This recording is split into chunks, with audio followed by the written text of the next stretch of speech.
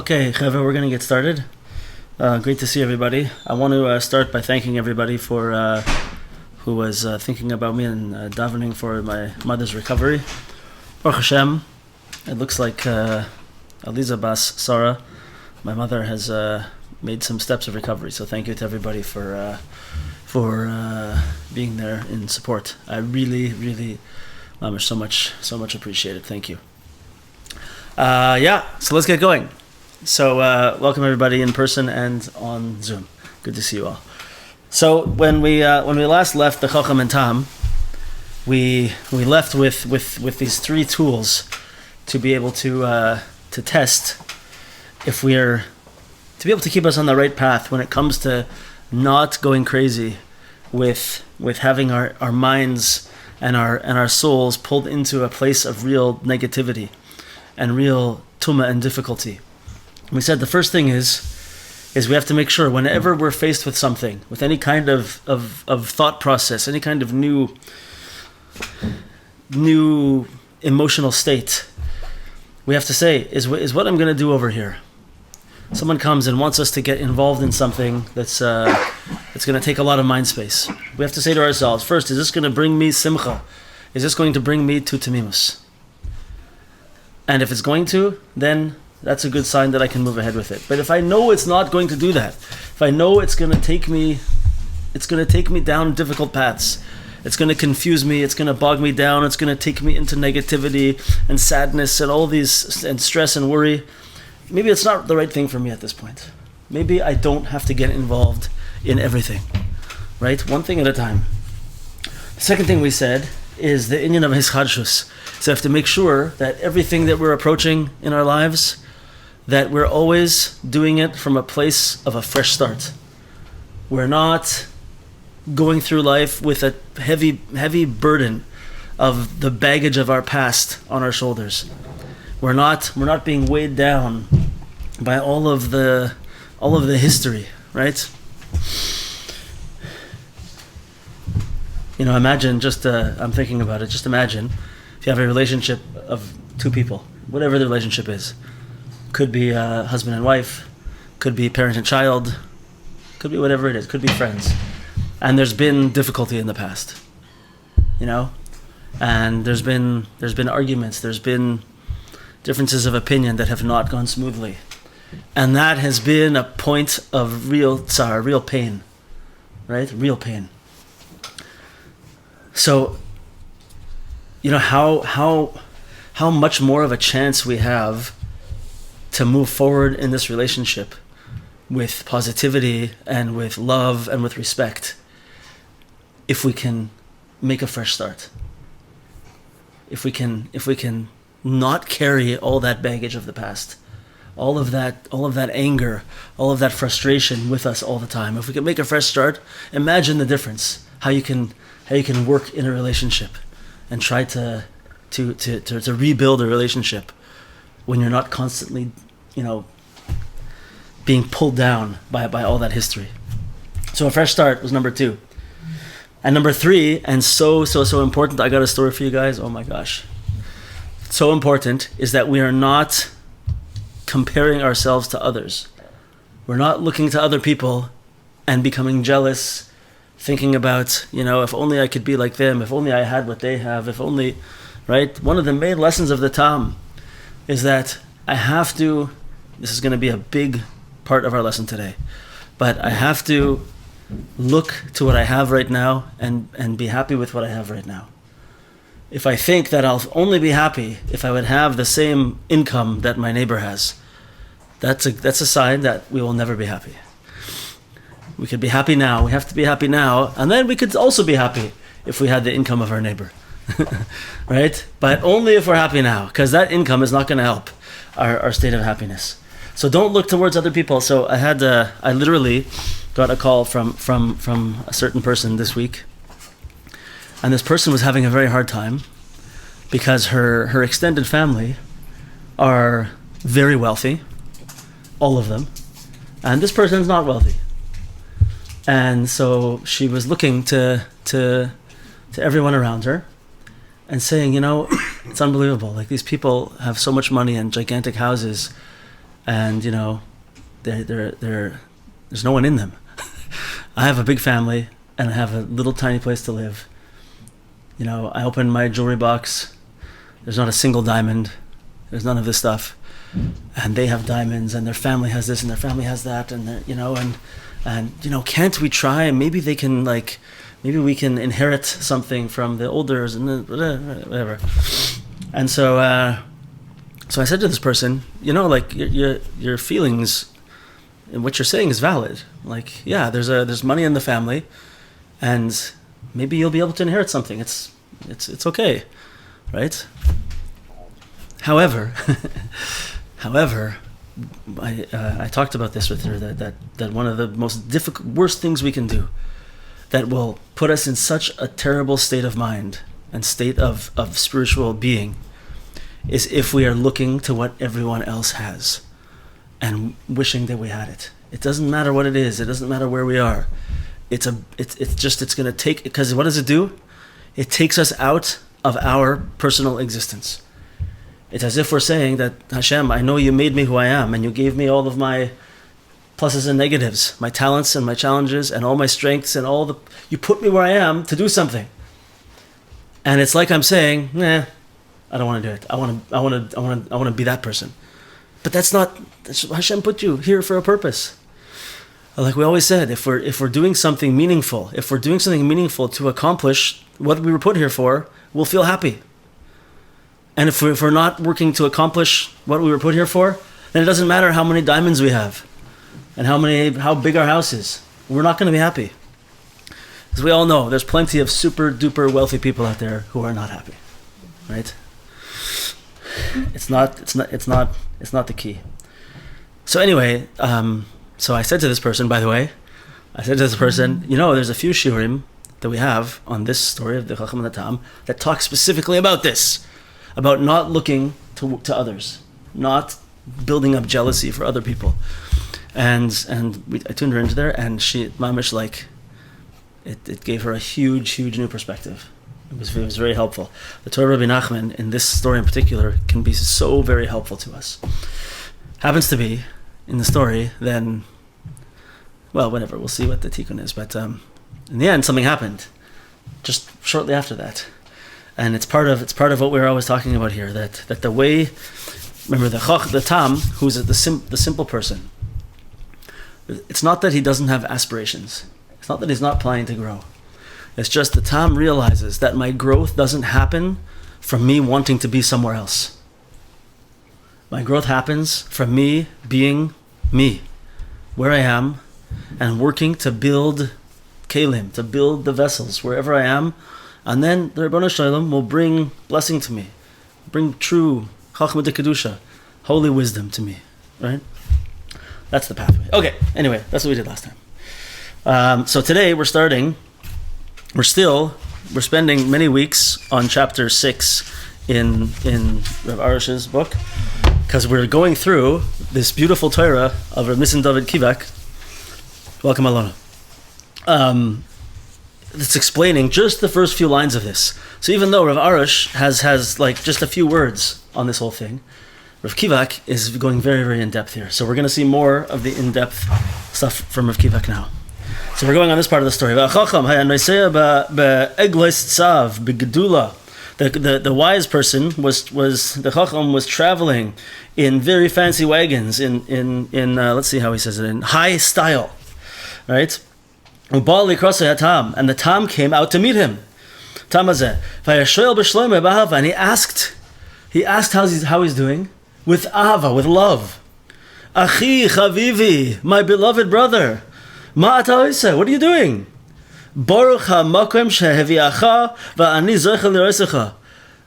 Blessed is the omnipresent, like we say on Pesach, right? Blessed is Hashem who brought you here, and I'm able to see you. V'chacham anal, so the Chochom, gam kol ha'olam haya be'inav koloi kanal. The Chochom, the whole entire world, even all the fancy chefs and everything, he thought didn't live up to his standards. Everything he could see in the world, whatever it was not good enough for him, right? Mikol shekain ish kazeh, and certainly this guy, the Tam shenidme le'meshuga, that he appeared sometimes to look like a meshugad, to look like a crazy person. And all the people made fun of him, right? So this guy, the Chochom, this is the last person who he wants to hook up with, right? Afal pikein machmas ahavas neurim hagadola shebenehem hayamekarvoi. But even so, because of the tremendous love that he remembers that they had from their youth, right? He brings him near to him. V'nasa imo l'teicha ir, and they travel together into the city. Meaning, if you remember, we said that at the very beginning, that when the Chochom and Tam were little kids, and they didn't yet lose the princess, let's say, right? They were in love. They loved each other. They had a great relationship. Chochma and Temimus go together when they're in the place of spiritual security and wealth. In the place of spiritual security and wealth, wisdom, Chochma, and Temimus, simplicity and wisdom go hand in hand. It's only once they grew up and they started going off different paths that the Chocham started going down the type of thing that we call toxic wisdom, right? And he remembers that place when they were together, when they were kids. He remembers that youth, that relationship of youth. Do you have memories like this of your childhood? Yeah. I have memories of my childhood. They're like the sweetest times I could ever remember. You know, being like a 3-4-year-old child. Things are different, you know. We have what? Yeah, you know, and like from the previous book, we didn't lose the princess yet. We're still, right? Okay. Anyway, so that's the story. So let's see what's going on over here. So it's wild. It doesn't make sense that the Chocham, after all this, wants to now be close to the Tam. He shouldn't want to be with this guy, right? They're like oil and water. So says Rav Kivak, Ella, Kanal she'achochma v'atmimus chaverim b'shorasham. But Chochma and Temimus, wisdom and simplicity, are connected at their root. Kishahaya ashirus v'oineg, when there was this spiritual wealth and pleasure. Yada ha'chocham she'toiv li'o tam. The Chocham knew that it's good to be simple. The Chocham knew that you have to have simplicity. V'tam yada she'toiv li'o Chocham, and the Tam knew that you have to be wise, right? But together, Ella k'sheshnehem b'shorasham kalulim, when the two of them are at their roots bound together, ein echad mekane chaveroi. Neither one of them is jealous of the other one. Right? What does that mean? Ani masha ani. I am who I am. Ve'ein li ma lispal v'knoise b'chai chaver. There's no reason for me to be jealous of the life of someone else. Ani vehu hu. I'm me, and he's him. Right? So that means that as we're saying, we if we can just remember that we're here to be ourselves, we're here to do something in the world that only we can do, that we have been given the specific capabilities and talents and challenges and friends and family and situation and everything that we have, just so we can do something unique in the world. And should we choose to look to try to be someone else, it ruins the whole thing, right? Now listen to this. Ani sameach v'tachlis hagan eden ha'elyon b'chetzi toiler shemaviach. I'm happy with this thing that's called the Gan Eden Helyon, the paradise of my life, that I'm only going to make a little bit of money, right? The Tom, he only makes what is it, $1.50 or something for his shoes, right? And he's happy. He's happy with it. Va'esmach me'od shechaveri yiyeh millionaire. And I'm very happy that my friend gets to be a millionaire, right?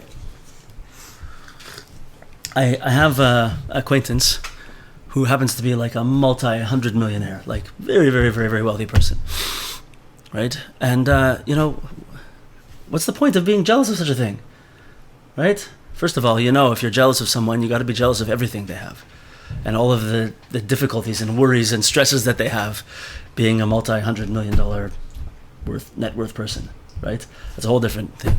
But also, look, what's the point? To be happy for the person. You have a lot of money? Baruch Hashem. Great. Good for you. Right? Okay, I have what I have. Baruch Hashem. And it's mamash. It's a very special way to exist. So, okay. So let's get down to now something very special over here. This is something that we're going to see something today that's a simple idea that we all know. I know that we all know this.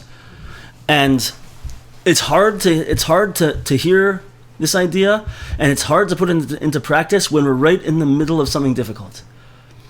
But when we learn this concept and we have it as part of us, we keep chazering it, going over and remembering this idea, it puts us in the right mind frame that when we get into difficult situations, we have it with us as a tool that we can get through with. Let's hear. So he says like this. This is, it seems strange that Rabbi Nachman is speaking about love a lot over here. He says, Achi Ahuvi, my beloved brother, right? And he's going to ask he asks about how he's doing with ahava, with love. He remembers him because of the love of their youth. He's speaking about love like 3 times over here. L'ramez al inyan ha'ava shebedas. This is hinting to this very, very, very important idea. Ava shebedas, a type of love that a person can have in their mind. Sheyada ha'adam lakabel be'ahava ma shena'ase imoy. To know that a person should accept with love what is being done to them, what is being done for them, what is happening to them. Remember, das is the type of knowledge that is very integrated. It's like deep within me. It's not just something I think about. It's so part of me that it connects my head and my heart together in this thing, and it's a type of knowledge that I live with very powerfully.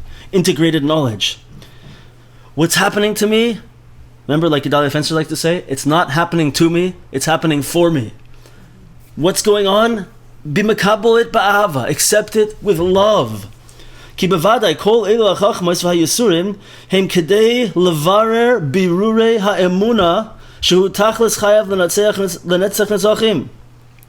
Because it's certain, it's for sure, that all of these types of toxic thoughts that we have, and all of the suffering that we experience is only there in order to clarify, to separate, to purify the emunah that we have, which is the purpose, the entire purpose of everything forever. What does that mean? So this lashon of birurim, to be mevarer, to make birurim. This is the word that's used for like the Kabbalistic tikkunim that are taking place. It's for rectifications. Right? You know how we like to say this thing that during creation there was the shiras hakelim and all the sparks of kedusha were spread out throughout all of the universe, and wherever we go, we have opportunities to elevate those and bring them back to their source. So to be mevarer, to make a birur means to take a mixture of something and to purify it. Right? It's one of the av malachos of Shabbos. Right? To clarify something. So it means I'm taking the holiness, the Kedusha is mixed up in the mud. It's mixed up in the dirt and in the darkness. And I'm going to take that mixture that's all messy and dirty, and I'm going to purify and pull out this beautiful shining light of Kedusha that's in there. Right? That's what we mean when we say we're being mevarer nitzotzos to Kedusha. So this is what this is all about. Our deepest, most base, most important thing that we can have is emunah, right? Is living with knowledge that the Ribono Shel Olam is with us, that everything is Hashem, that Hashem is Eino Ed Mavada, that everything that happens is Hashem, every aspect of existence, right? And that is the most precious gem. It's the most precious spark of Kedusha, is this aspect of emunah. And when we find ourselves being thrown into this place of all these toxic thoughts, whether it's fear or sadness, stress, worry, anger, hate, ego, all these things that start filling our brains and flooding us and we can't control it, we're getting into more and more of a negative space, it's as if we're being put into this place where we have the opportunity to take that big dirty mixture and pull out that spark. Pull out that bit of shining piece of emunah out of there, be mavara, clarified, and pull it out of the darkness. It's the whole entire purpose of creation, is that we should be able to find the nitzotzis de kedusha, these sparks of holiness amongst the darkness of the world, and pull them out and elevate them back up to their source. That's what it means to make a tikkun, a reparation, a rectification. That's what we're doing. So, if I could remember this and have this in my mind, that whenever I'm having a difficult day, and my avoda Hashem is not going, and my happiness is not going, right? If I can stop and say, oh, wait a second. Okay, this is where Hashem put me right now. I'm not in a good mood. I'm not having a good day. And it's hard for me to be happy. Oh, this is my chance.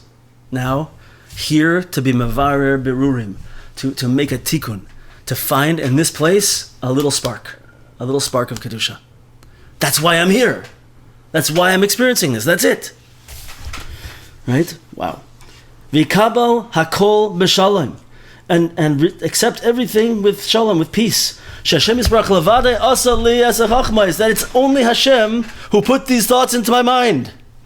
V'adarabba yismach b'yoser shezocha ladas shezeh chachmais, and I should be very happy that I realize what's happening already. I'm already one step ahead of the game. V'lo yipol b'daitom, because I shouldn't fall further in my das, in my mind, in my consciousness because of this. Because sometimes when we find ourselves in a difficult place where we've fallen in the filos, that causes us to fall even further. Because we just think, oh, what am I doing here? Things are not good.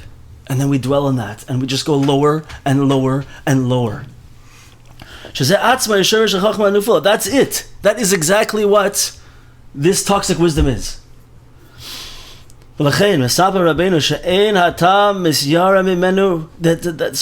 Nachman tells us, you want to be a tam, you want to be the person of simcha and temimus, right, who elevates everything around him. You don't be afraid of this. When you see things are going this way, the tam is not afraid. He runs towards it with simcha and ahava. He runs towards it. He loves Hashem for all of the mercy and chesed that Hashem does. Was to know, to be careful about these types of mindset. So this is a special tool in our toolbox against toxic consciousness. Right? What is it? When we see it coming, when we see ourselves getting on that path, right? Don't start to think, I'm falling. Here it goes. This is really bad. And, I've been really messing up lately, and I haven't really accomplished much, and, I'm not really worth much, and whatever, I don't know, whatever people think. No! Rather, I should be like, whoa, I see this coming. Okay, I'm going for it. I'm not going to let it happen. I'm running toward, I see it coming. I'm going to attack it with simcha. With ahava. Thank you, Hashem. I see this. I know. I get it, Hashem. I see what's coming. Thank you for letting me understand where I'm going. Thank you for letting me see this, the signs on the road that I'm going down a negative path. I'm going to right away do what I can to get out of it and to live in simcha. So he says something interesting here. A little bit of a change of pace over here. And I wrote on the side note over here that some people would not be happy that we talk about this even. Right? So let's see what it is. Just 1 second. That's a big try. So, if you remember, when Yaakov tricked Esav into getting the bechora, the birthright, right? So Esav says about him, "V'zeh yakveni pa'amayim." He tricked me, outsmarted me, or messed me up twice. First with the blessing and then with the birthright, right? So he says that we have to. It's always hard to know what to learn from that story. It's weird because Yaakov Avinu is is lying. Right? He dresses up like his brother and tricks his father into. It's very hard to be like, so what are we supposed to do? How often do we talk about the importance of truth? The Torah says, "Midavar sheker tirchak." You have to be very far away from anything to do with untruths. Right? So here's something sweet that we can learn from this story. He says, "Shetzarich lignev habechera ba'arama u'mirma." We have to steal the bechera, the birthright, through trickery. What does that mean? The bechera, if you remember, in Torah Aleph, the very first Torah in the Likutei Moharan, the bechera, Reishis, refers to Chochma, Reishis Chochma, Yiras Hashem, right? It refers to the pursuit of wisdom, of Chochma, of seeing the wisdom of Hashem in everything, right? So we have to sometimes use trickery in order to achieve this, let's say. When a person falls into this fallen form of wisdom, this toxic consciousness, you can't just say, has anybody, let's see, I don't know if anyone's been immune to this, but has anyone not been in a situation where they just are spiritually, emotionally wiped out? And I just can't do it. Right? I can't pray. I can't go. Leave me alone, right? When we experience this, it's not we can't just go and do and say, oh, you know what? This is why I say people don't like to talk about this, because what would be the traditional thing to say? Pick yourself up by your bootstraps, go, and you have to go to shul and daven, and then go learn and learn all day and learn all night. This is if we're like in the yeshiva world, right? And just go. Quit being a wimp, whatever, I don't know what they would say, and get back to it. Snap out of it, and get right back onto, being the top person, right? So what? You sometimes you just can't do it. It's not a good, like, if you keep pushing something like that, it's like trying to, those little kids' toys, they have different shapes that they have to stick in, right? Little for toddlers. It's like you're taking the square shape and you're sticking it into the circle, and you're just pushing it and pushing it and pushing it, right? So what's going to happen? It's not going to go, and eventually it's going to break. And if you keep pushing someone, just pushing them and pushing them and pushing them in this realm, you're just going to break this person, right? You can't do it. So, not that Rosh Yeshivas know this stuff, and good Rebbeim know how to take care of their students, and they know who they are. And but you can hear the concept, and it's hard for people to say this. People certainly don't want to say what I'm about to say as a general rule, right? So what do you do? Kikfar asur. Who bekishrei machshavos yisurei chachma. The person is already bound up, tied down by these bad thoughts that they're having. So what do? Ve'ikar haderech az hu lazov da'agoisav ve'loimer kriyas shema b'yishuv hadas. The main thing to do now at this point is to let go of your worries and just say kriyas shema. What did I say? B'yishuv hadas. Just say Kriyas Shema with a settled mind. You know what? Don't worry about anything else. Don't think about all the learning I have to do. Don't think about all this other holy stuff I have to do. Just stop right now and say Kriyas Shema with a settled mind.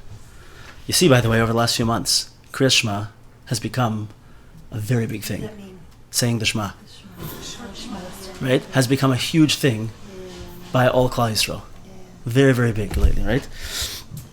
So just let me just reiterate. He's speaking over here about someone who's in a yeshiva kollel type of lifestyle, someone whose general derech is to learn all the time, right?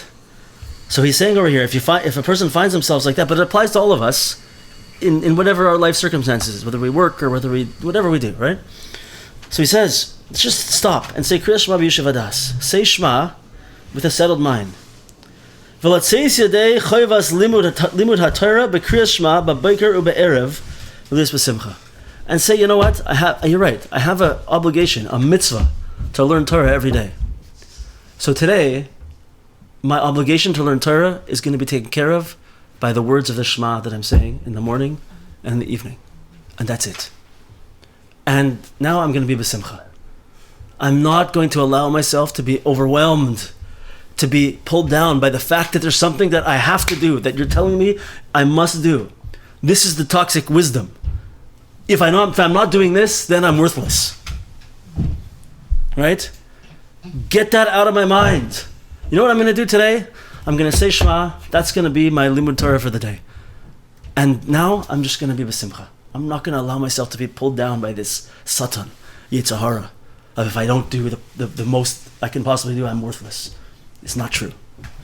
Listen to what he says. These are beautiful words. Ki Hashem Yisbarach Yedea Va'ed Es Retzonos De Kedusha Sheyesh Loi. Hashem knows what your holy desires are. Hashem knows that you want to be close, that you want Kedusha, that you want the light. He knows that this is what you want. And from this, from just thinking in this way, it's going to open up for you an idea, a thought of Temimus, of this pure simplicity. Hari Hashem kein roye es haratzon sheli. I know that Hashem sees my desire. He knows that I don't want to be depressed. I don't want to be overwhelmed. I don't want to be sad. I don't want to be down in the dumps. He knows that I want to be doing good things and connecting. He knows it. And I know it. Right? Tikra kriya Shema b'Temimus v'tismach b'zeh. Say Shema with Temimus. That means with a simple, good heart. Say Shema. And be happy about it. Really be happy about it. Don't just say I'm convincing myself. No, say it and be happy about it. Because there's people, you know what, who can't even do that. And they're such a low place.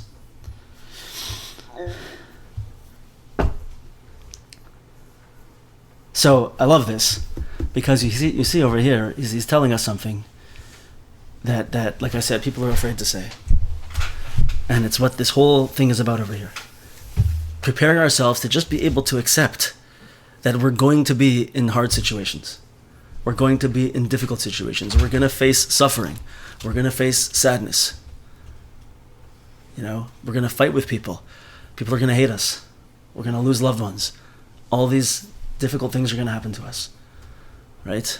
We're going to have money troubles. We're going to have relationship troubles. It's all going to happen. And if we prepare ourselves and we get ourselves ready to know that all of this stuff is an opportunity for me, just to, in that place, in whatever way I can, to connect to the light of Hashem in that place. Right? And to say, I know that I'm going down with all these negative thoughts. Wow. Thank you, Hashem, for giving me this tremendous Torah that Rabbi Nachman told us. Thank you for giving me the ability to see it happening in front of my face and to get ready to be calm and to be with emunah, right? What's emunah? Calm confidence. I don't have to get upset. I don't have to yell or scream or fight. Okay, it's okay. Someone's arguing with me. Someone's yelling at me. Okay, thank you. Baruch Hashem, I see what's going on here. I'm not going to let it get me down. Right? I know who I am. I know why I'm here, and I know what I'm going to try to do. That's it.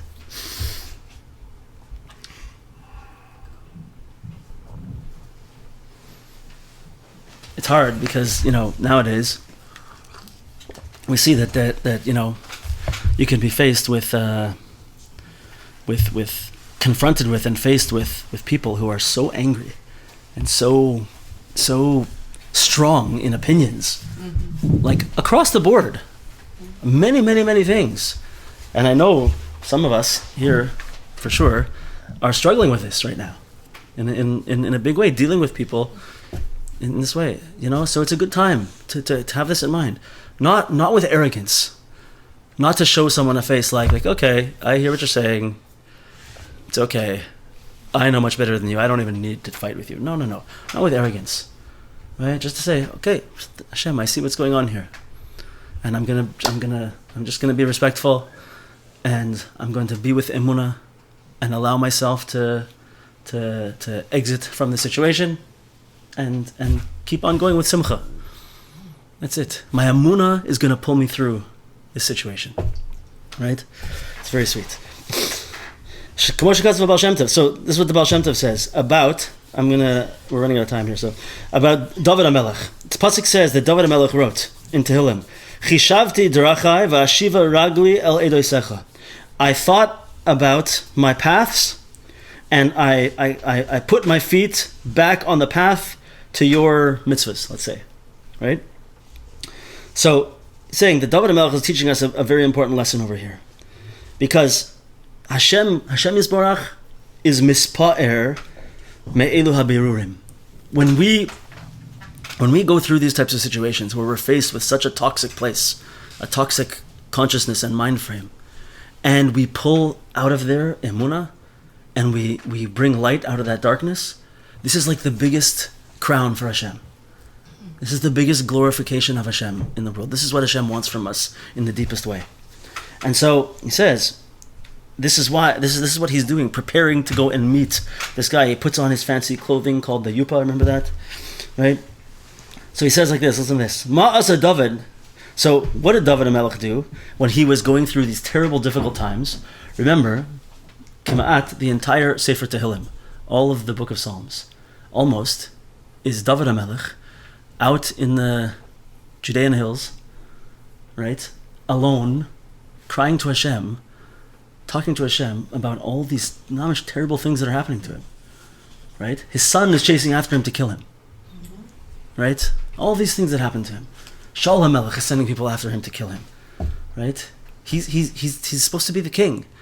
He knows. He has prophecy. He's the highest of the high.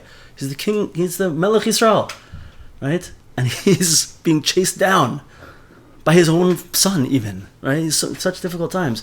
He's in the hills and he's crying out to Hashem and singing to Hashem, right?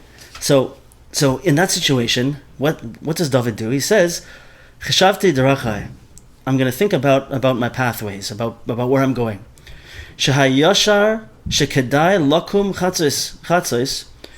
So there's a famous Gemara that says that David HaMelech would hang his harp up above him when he would go to sleep, and a certain wind would blow right at Chatzos Halayla in the middle of the night, and it would blow and knock his harp or whatever. I don't know how it would blow through the strings. I don't know exactly what would happen, but this harp would begin to make a sound, to play some kind of music, and he would wake up, and from then he would go and he would begin to be mispoided, to daven, to learn, to do all these holy things that David, Melech Yisrael, would do, right? So here's over here. So what did David do? I don't know exactly if this is supposed to be a little bit kind of funny or not, but I'm not sure. He says, he would say, you know what? Shechishev, kedai lakum chatzos b'shvil til, akois kave, ve'achanois, ve'lismachim akinar. It's good. It's a good thing that a person should wake up in the middle of the night to prepare to go out on a hike, on a walk, or to have a cup of coffee. Wake up and have a cup of coffee, or other types of things you have to prepare for. To be misameach with a kos kafe, to be happy with a cup of coffee. I identify with this very strongly. It's like my main reason to wake up in the morning is to have a cup of coffee, right? Right. So in other words, once again, we're using trickery over here. Just say, you know what? I'm going to wake up now. Whole day's ahead of me. Who knows what's going to be? I'm going to wake up, have my coffee. I'll I don't know what else. It's a good thing to do in the morning, right? I just wake up because I got to scream at the children to get them to school, but right. But I'm gonna get up, have my coffee. Yeah, maybe people want to go. Got to take the dog for a walk. It's gonna be a beautiful day, whatever it's gonna be. I'm gonna wake up. Got something good going on, and then and through waking up with simcha like this, kvar his oirer mishnasoi v'kam. Now you're awake. You got up. Now I can I can go and plan my day. What are the good things I'm going to do today? How am I going to be an awesome person today? Right? It's the same kind of trickery. The same idea. I think I'm in a dark place. You know what? I'm just going to find some simcha and use that as my anchor to get me going. In the same way. Right? This is the only way we can do it in this world. Because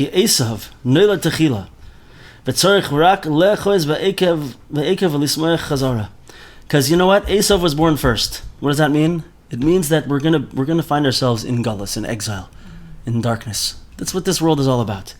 It's like this is the way the world is. I think I wrote this down over here. Oh, it's on the next page. What does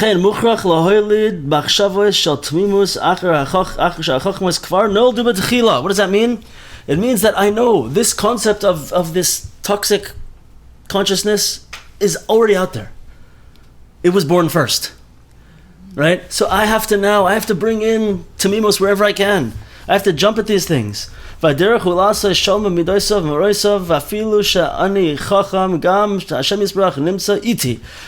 is sweet. So now I have to make shalom with all of my character traits, all of the situations I find myself in, and even if I'm a Chochom, the bad kind of Chochom, even if I'm thinking in a toxic way and I'm allowing myself to be pulled down by all this, right? Hashem Yisparach, Nimtza Iti. Hashem is with me here. And just this thought alone is already the beginning and the end of Temimus. Right? I know I'm going to be thinking like this at some point. And you know what I'm going to say then? Okay. Yeah. That's the world that we live in. Esav was born first. The world is dark.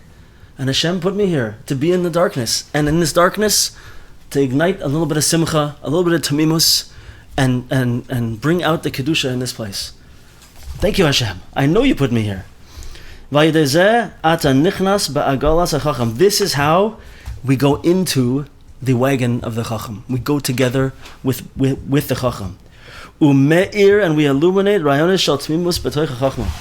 Right? So in the story, what does he do? He goes now into the wagon of the Chochom, and they go together. What's he doing over there? What's he telling us in the story? That's what we got to do. We got to run out with ahava and simcha. Right? Yeah, we know he's coming. We know what it's all about.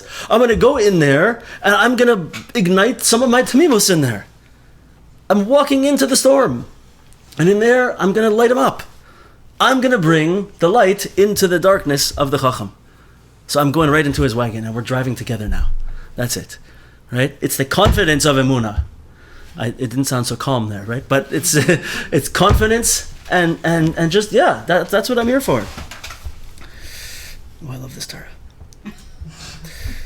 V'tzarech lachtoif es hakoiva shel Temimus lechapes machshava misameches. Sometimes we have to put on our hat of Temimus, right?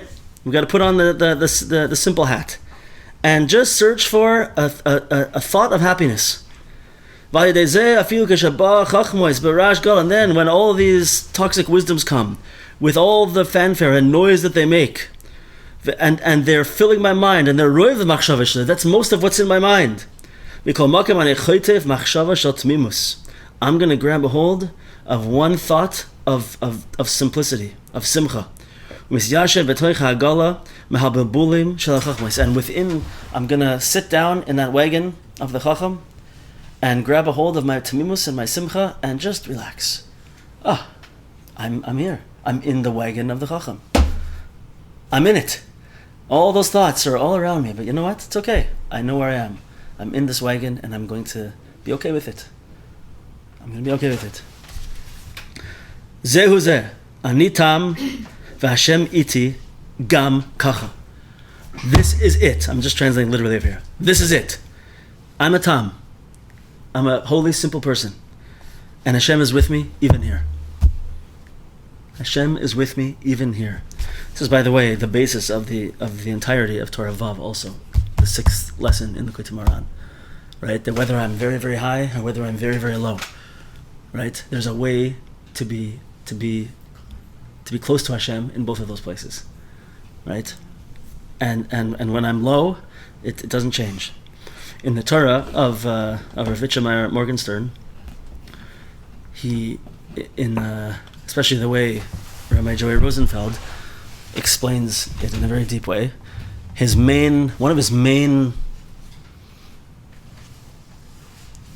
One of the concepts that binds all of his Torah together is this idea that we've said this before, but it's important for this part, that Hashem needs us. Usually we don't say such a thing, that Hashem needs us, right? But once Hashem made the world the way He did, He needs us to be able to go into the dark places, and in those dark places show that Hashem is there, show that the light is there. And it's as if it's really philosophically the entire makeup of all of existence and the whole purpose of us being here. Because Hashem's light is bright. He doesn't need us to shine bright light all over the place, right? But we live in this world of darkness, and we are holy neshamas in a body that gets pulled towards darkness all the time. And our thoughts even get pulled towards darkness. And we find ourselves in this place, be able to go into such a place, and to go there and then show that even in that place, Hashem's there, right? That is making the biggest Kiddush Hashem possible. That is the biggest Kiddush Hashem that we can do. It's not a Kiddush to go into, you ever seen the Belzer Beis Medrash in Yerushalayim? Belzer Hasidim have this building. It's like a giant cube. It looks like it's a Beis Hamikdash. Huge, huge, huge place. Like massive. It's like a crazy landmark. And you go inside and it's this, everything is beautiful, marble and everything, fantastic. Okay, so you go into such a place. It's not so hard to find the light. You go to the kotel, right? It's not so hard to find the light. Ne'ilav Yom Kippur. It's not so hard to find the light, right? Yeah, those places, it's already shining brightly. But these places where we find ourselves dipping into darkness and being pulled into these, and to be able to stand in that place and say, I'm here, and Hashem's with me. That's it. I'm here and Hashem's with me. That's showing that the light is there, even in the darkness. Right? This is the line. This is my favorite line of today. Zehu zeh, ani tam ve'Hashem iti gam kacha. Great. What time is it? Okay, so let's see. Okay, we'll do a little bit more. We got 10 minutes, and then we'll finish up. So Vayashel b'shalom b'ava b'simcha. Achi chavivi ma ata oiseh, and he would ask with love, how are you doing, my old friend?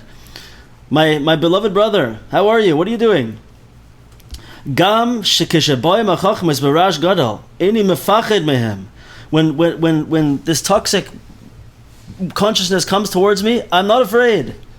Kishur Hashem shalom ba'ava gedola, because I can be there with tremendous ahava and peace, love and peace. Ahava shebedas, this love that can be in my consciousness.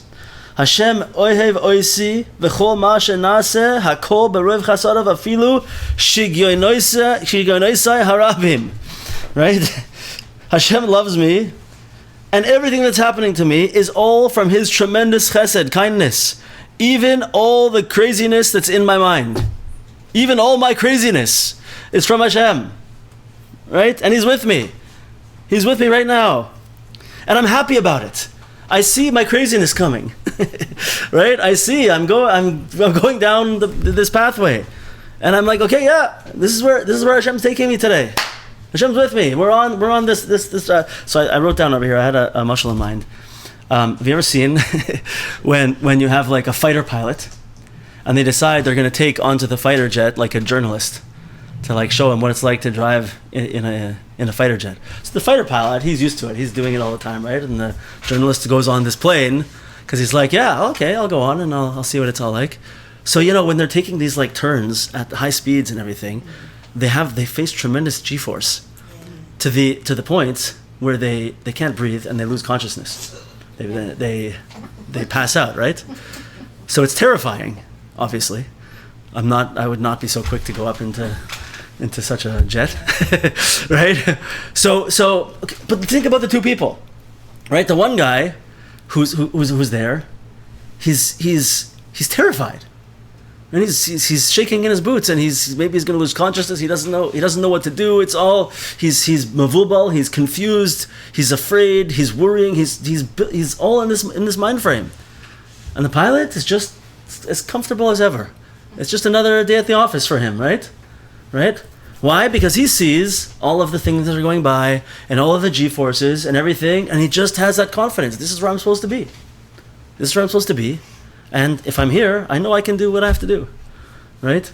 So a person of strong emunah who sees the world coming at him or her, right? She can say, okay, I see everything that's coming. I'm a fighter pilot. I'm going through it. I'm just navigating my way through it. It's all okay. It's all good. Okay, yeah, it's a tough turn coming up, but it's okay. Hashem's with me. Hashem loves me. Hashem's with me, and I'm here, right? Or if you're not living with emunah and consciousness of Hashem like this, you're just like, what's happening? I don't know what's going on, what's going to be, and what's happening. Are we taking another turn? There's going to be more G-forces, and we're losing our mind, going crazy. We're so afraid and upset, right? This is the two ways to be. Ein li baya im chachmoisav shel Amalek adarabah hatam ratz kenegdoi b'shalom b'simcha. I'm running towards these things with simcha, happiness, shalom, peace, and hava love. Ve'en Hashem yisbarach moicha. This is awesome. So this is once again, this is this concept that you see. The whole world is made like this, right? This is the plan. So listen to this. This is about Amalek, and we'll finish up with this. V'amarle achi ahuvi. He said to him, my beloved brother, Ki gila ha'emes she'achena chochma v'temimus heim achim havum. Because he knows now, he knows this in the depth of his soul, that simplicity and wisdom can go together in a very holy way. Ein shayach echad mehem levad. You can't have only one of the two. Like the pasuk says, Mechoy timche es Amalek, right? Loy tishkach. Don't forget. So if you remember, this is the parsha that we have to hear right before Purim coming up. That's our next big holiday, right? So we're going to have the mitzvah of hearing the parsha of Amalek, right? Mechoy emche timche es zecher Amalek mitachas hashamayim. But the pasuk says mechoy emche, mechoy timche. It's like a double wording. Right, and one of the things he's saying over here that we're learning from this is Ein Hashem Yisbarach moicha es Amalek b'pam achas v'chasal.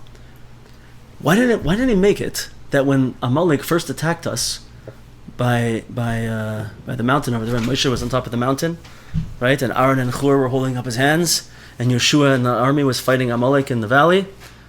So why didn't he just wipe out Amalek? Done, game over. Why is it that Amalek keeps coming up every generation, even literally today? Literally today, right? And there's this awesome big thing about this amazing thing in the Megillah. I'm not going to say it now, but with the Nuremberg trials, and how Germany was considered like Amalek, and this energy of Amalek keeps coming up over and over again throughout the generations. Why Hashem? Get rid of them and let us try to be good. Just let us try to do what we have to do. Why does Amalek keep coming up over and over again? Right? Good question, no? Yeah. It's a question. It's a broad question that we ask ourselves these questions all the time. Why does it have to be hard? Why does it have to be painful? Right? Why do good people have to suffer? It's the same question. So he says, Ki adarabba, Iker shleimus hayichud. The absolute perfection and completion of the oneness of Hashem, really, Hu daika yadei sheyesh Amalek ba'olam. It's specifically through this that Amalek is in the world. It's specifically through the fact that there is darkness, that there is difficulty and pain and suffering. V'yesh avodas berur hanoiga v'hamidas hanefules. And there is this avoda, this effort that we go through to pull out the good, to pull out all of the light and all of the holiness from that mixture of schmutz that it's fallen into. It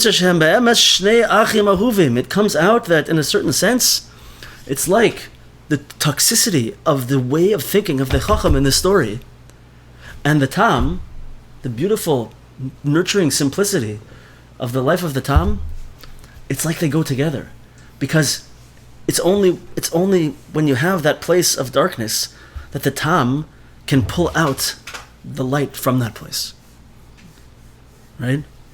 And really, it's like this question. What did I write over here? Yeah, it's like the general hashkafa of our existence completely, of all of creation. It's like the purpose of everything. Uba Tam el hachachmos shaboy. And the Tam comes into this consciousness. La'an ata noisea, where are you going? Hare ata achshali, you're my brother. V'kol ikar tachlisacha lahoysev das l'avodas Hashem b'derech Temimus. Your whole purpose in this world, Chochom, smarty pants, is to help to what does he say? Lahoysev das, to increase consciousness into the avodas Hashem, to increase our level of God consciousness in the world. We're brothers. Im kain, ma ata oise, lahachri voisi, machshavos meshugais. What are you trying to make me crazy for? Don't even bother. We're brothers. Don't get involved in all these thoughts that cause you suffering and worry. Get off this derech. Go away from here. This is where the Tam can come in and start to turn on the lights a little bit. And start to say, hey, wait a second, you got it all wrong. So this is a very foundational, in my mind, and deep sort of passage that we just went over here, because really it's talking about, in a sense, like an aspect of the whole purpose of the whole creation. What are we doing here? What's the general hashkafa of life, right? I think everybody knows nowadays, maybe not, but everybody knows that we see that life, nobody has a life in this world that's always happy and peaceful and good and pleasant, right? Rav Dessler already wrote about this. He has one of his articles is on simcha, simcha, and happiness. And he says over there, you look at any side of the coin, you're going to see that nobody is really happy in the world, right? Meaning, nobody, if they don't have the right key, is happy. Meaning, a standard person, if they're poor, they're upset and they're sad because they don't have enough and they have to fight for the right. And people who are rich, they're very upset because they have to worry about their money and this, and their children are becoming spoiled and this and that, and more money, more problems, to quote 90s popular music culture. Right? 80s? 90s, yeah. Right? It doesn't exist. And everybody in the world is going to be faced with challenges and difficulties, and it's going to be hard. And we know that, right? And we're up for the challenge. But he's telling us something over here, is that even in our consciousness, even in our minds, when we see ourselves going into this place, right away, we got to run into it and say, oh, okay, I see what's happening. I'm here. I'm ready. Let's do what we have to do. And so, to review this one aspect, we should all know that sometimes it's not the right day for us to be making a big splash in the world. What do we want to do? Oh, I want to accomplish a lot. And I want to study so much, and I want to learn so much, and I want to do so many good things. And, I want to be an inspiration, and I want to bring light into the world. What's all the things we want to do? Some days, it's just not going to be in the cards. And it's okay. Because Hashem doesn't want us on those days to accomplish all these great things. You know what Hashem wants us in those days to do? To see ourselves in that dark place, and in that dark place, say, Hashem, I know you're with me. And in that dark place, to find a little bit of light, to light a Hanukkah menorah at the darkest time of the year, right? This is what Hashem wants. And to Hashem, that's one of the biggest glories you can give Hashem. That's one of the biggest Kiddush Hashem you can make, right? So we have to keep these things in mind and keep them with us. And Mitzvah Hashem, it'll take us through all these difficult times. And we'll come out the other side not only with a lot of light, but having made a big Kiddush Hashem in the world.